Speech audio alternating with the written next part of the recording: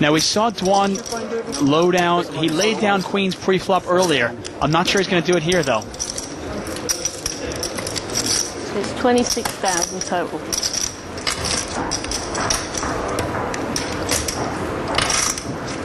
And Benjamin makes it 26,000 total. So it's another 21,000 to Dwan.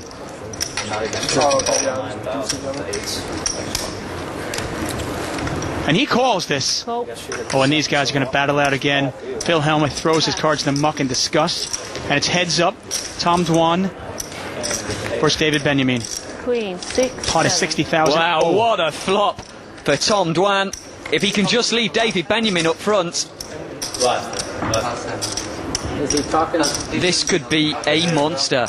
Benjamin needs some sort of running cards to win this one. Running spades or running straight cards. Dwan with top set. Pot is nearly $61,000. 35. And he bets 35,000. I'll tell you what, Dr. Ivy, they just don't know who you are. 35,000 into 60,000, just a little bit over half of the pot. I pity anybody. And what is the move here? What does Dwan do? Well, he's got to be honest, top set. There's not really a lot that he's going to be scared of. He can't give David Benjamin with any kind of flop. But the question is, if he gives him aces or kings, making it 100,000 here, he's going to get him well and truly paid. Cemented in with unbreakable. Looks like he's going to call. He's seen David Benjamin bury himself in a couple of other pots. Well, this pot is now 130,000, nearly 131. The 5 of clubs means nothing, and now Benjamin is drawing dead. Check. He cannot win this pot unless Dwan folds, and we both know that's not going to happen.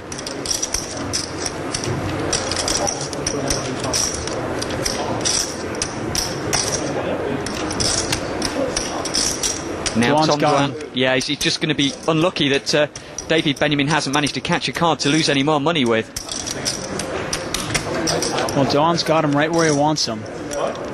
Now it's just a matter of how does he maximize the value of this hand? Can he get paid anymore from Benjamin? Well, we know, seeing the cards, he's going to have to give David a chance to at least catch up a little bit. If he gives him 10s, jacks, he possibly thinks he could get a bet and a call here. Both players started this hand incredibly deep. Dwan started with 400. Well, he's checked it. The 3 on the river does not help Tom Dwan. David Benjamin's bluffed off over 100,000 recently. Now, there's a one liner to a straight. Are you scared of the 4 in this case, or no? I think you just have to take a chance with 3 queens. You could have 500,000 in front of you in the next 10 minutes. Pot nearly Just might 100. mean you don't re-raise, that's all. Easily be dead there.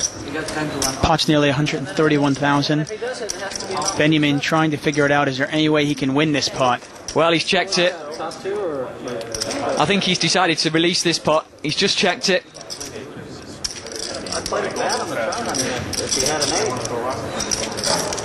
And what a reverse of fortunes. Benjamin had Dwan's number all day long, but recently Dwan has been getting the better of him.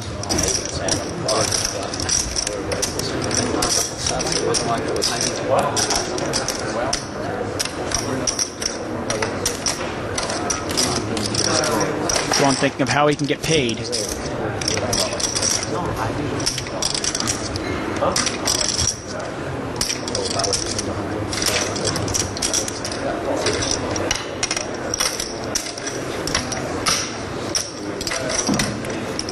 Another big pot at the $1 million cash game.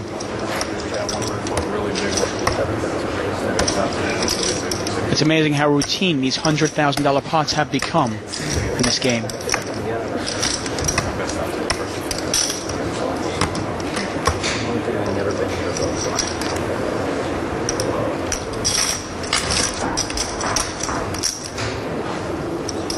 Man, I screwed up. I gave the girlfriend the credit card. 93.4. Shopping. She's still out.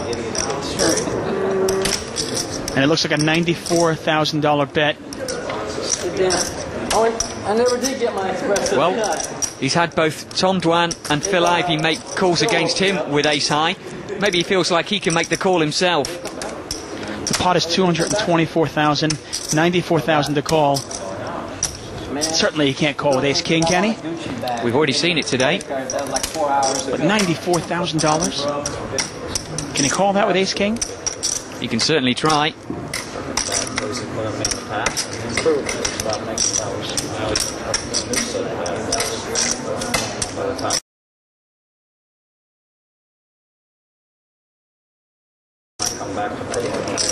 I think he thinks it's unlikely that Tom Dwan's going to make this bet with a kind of a 6 or a 7, so we just can't see what he's checked the turn and made the bet on the river with.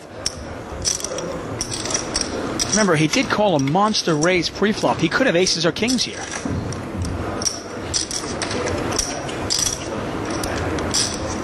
I mean, if he calls this, it's kind of a hero call, isn't it?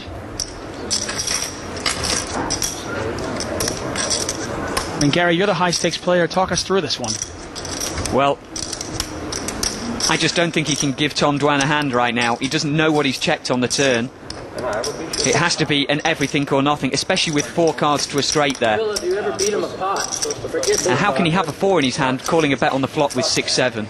Now, we saw Tom Dwan confuse Patrick Antonius earlier by checking on the turn when he had that full house. That's exactly correct. And it looks like the same trick might be working against David Benjamin. Remember, Tom Dwan just called a raise pre-flop, called the bet on the flop, checked the turn, and now is bet big. He certainly hasn't represented strength until now. That's either going to be the biggest call ever or the worst call ever seen. Can be one of the two. Yep. No middle here.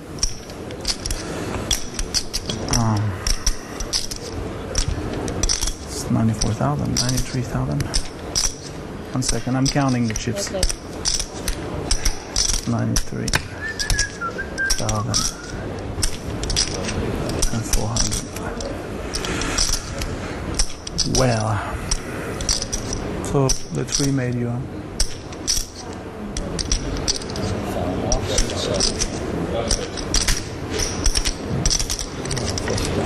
It's such a fine line between looking like a genius, looking like a chump.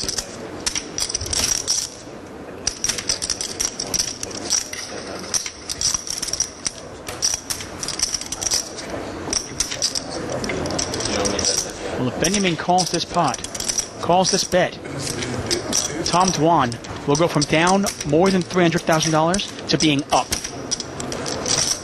And Benjamin will go from being our big winner to being down over 100,000. And he calls! I cannot believe it. He calls with ace king. Said it was going to be either the best or the worst.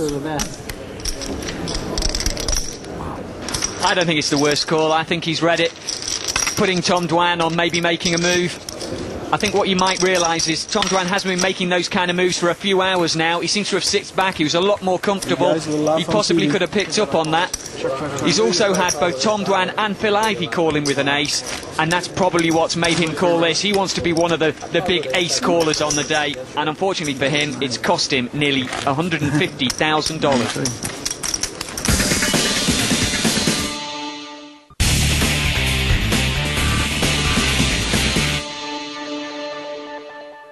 Oh, here, look, I'll just quit if that's what you want. Well, the tempers are rising, and Phil Hellmuth already down over $300,000. Not happy. He is apparently quitting the game. You got what you want.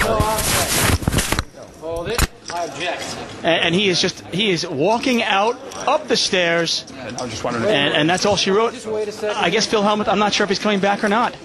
Well, I think that's probably the best thing for him. I think if he stays here, he could end up losing a lot more money.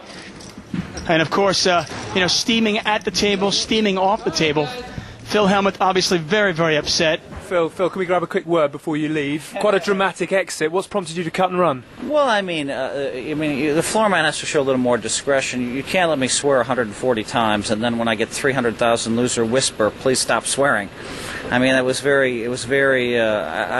thought he didn't show much discretion there at all, and I mean, it was kind of the straw that broke the camel's back. What I wanted to do is I wanted to sit down with my sunglasses on and fight back. I wanted to fight back, but I mean, that last beat by Ivey, I mean, it's aggravating to me. Yes, Phil Ivey's a great player. I'm not saying he's not a great player, but he's been holding over me for a long time. In L.A., I picked up ace-king suited 7-handed. He picked up 2 aces, at the World Poker Tour tournament. I'm cut off, he's button. and he's just been holding over me. He beat me for 536,000 playing Chinese. It's been frustrating. Now, if you ask Phil if I'm going to beat him for $1 million in a night, he'll tell you yeah. But you know, he said, but he'll tell you he hopes he's up $2 million before I beat him for $1 million in a night. You leave 300 down tonight, though, as well. I mean, are you philosophical or furious about that? Well, I mean, what can you do? I mean, I lost every. I made a stand against Mike Matusow. The stand was wrong, but I still had 13 outs. I could easily have won that pot.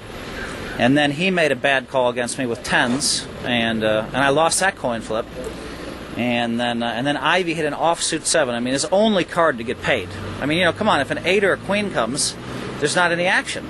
He needs an offsuit 7, and that was just frustrating. I mean, he just called 9,000 to hit an offsuit 7 on me. So all you can say is, for that game, it wasn't that much money. I mean, everybody was going crazy at the end. So normally I'd stay around and fight, but I like